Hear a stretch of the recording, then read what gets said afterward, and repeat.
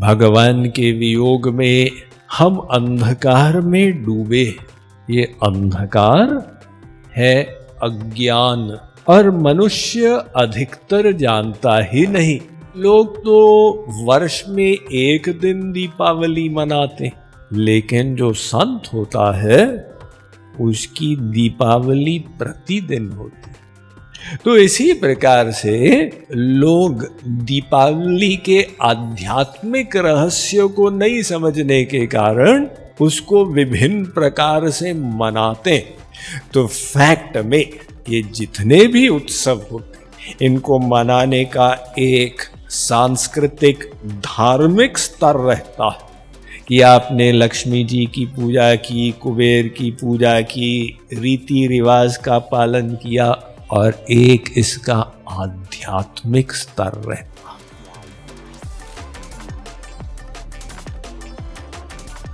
त्रेता युग में भगवान राम जब 14 वर्ष के लिए वनवास में गए थे, उनके वियोग में सब अवधवासी शोक के समुद्र में डूब गए थे। पश्चात जब लंका विजय के बाद भगवान राम वापस पधारे, सब अवधवासियों ने स्वतः ही दीप जलाकर भगवान का स्वागत किया था। अवधवासियों के समान हम भी भगवान को, उनकी चेतना को अपने हृदय से निकाले हुए हैं। अंतर इतना है कि अवधवासी उसके प्रति सजग थे, जानकार थे, और मनुष्य अधिकतर जानता ही नहीं अपने भगवत विमुख अवस्था को। तो भगवान को हमें अपने हृदय में आमंत्रित करना, ये दीपावली का प्रमुख लक्ष्य है। भगवान के वियोग में हम अंधकार में डूबे। ये अंधकार है अज्ञान। देखिए, जैसे बाहर रात्रि का अंधेरा है, अब वो अंधेरों को आप दूर करना चाहें, जगह जगह दीप लगा दें, रात्रि नहीं जाती। यदि आकाश में तारागण भी खिले हों, कोई बादल न हो, तो भी रात टिकी रहेगी। और वैसे तो दीपावली अमावास पर आती, लेकिन यदि पूर्णिमा का चंद्रमा हो तो भी वो रात्रि को हटाने में सक्षम नहीं है। और एक सूर्य आया कि रात्रि वहां से भागी। ऐसे हमारे हृदय में, बुद्धि में जो अंधकार है, उसका कारण भगवत विमुखता है। भगवान की ओर हम पीठ किए हुए और उनके सन्मुख होना, यही दीपावली का प्रमुख प्रयोजन है, एवं समस्त उत्सवों का यही प्रयोजन है। दक्षिण भारत में दीपावली मनाने का एक अलग प्रयोजन होता है। इसे नरक आसुर चतुर्दशी भी बोलते हैं। उसके साथ पुराणों की कथा जुड़ी हुई है कि भूदेवी का पुत्र था एक प्रचंड राक्षस नरकासुर।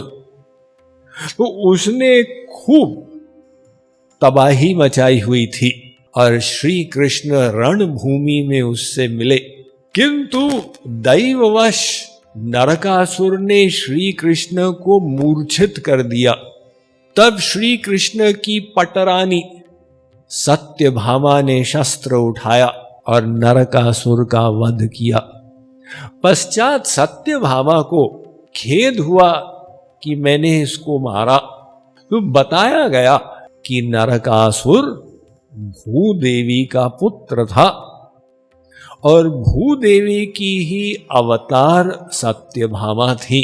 तो भूदेवी ने संकल्प लिया था कि मेरा पुत्र मार्ग भ्रष्ट हो गया तो मैं ही इसका वध करूंगी।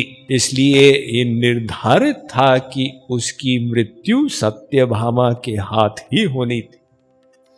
पश्चात श्री कृष्ण तेल में अपना स्नान किए नरकासुर के रक्त को धोने के लिए, वो परंपरा आज भी दक्षिण भारत में मनाई जाती है। दीपावली के दिन लोग तेल से स्नान करते। तो जब हम इस उत्सव के आध्यात्मिक रहस्य को समझेंगे और एक भगवान की चेतना को अपने हृदय में बढ़ाने का प्रयास करेंगे, तो फिर धीरे धीरे हम आध्यात्मिक मार्ग में आगे बढ़ते हुए एक दिन यहां भी पहुंचेंगे जहां लगेगा कि प्रत्येक दिवस ही दीपावली है। सदा दिवाली संत की आठों प्रहर आनंद। ये दोहा कहता है कि लोग तो वर्ष में एक दिन दीपावली मनाते, लेकिन जो संत होता है उसकी दीपावली प्रतिदिन होती।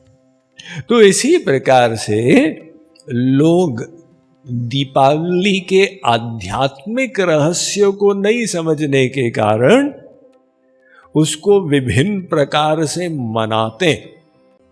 तो फैक्ट में ये जितने भी उत्सव होते, इनको मनाने का एक सांस्कृतिक धार्मिक स्तर रहता है कि आपने लक्ष्मी जी की पूजा की, कुबेर की पूजा की, रीति रिवाज का पालन किया, और एक इसका आध्यात्मिक स्तर रहता।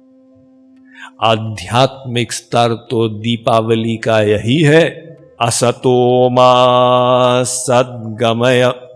ये प्रार्थना है, हे भगवान हमें असत से सत की ओर ले चलिए।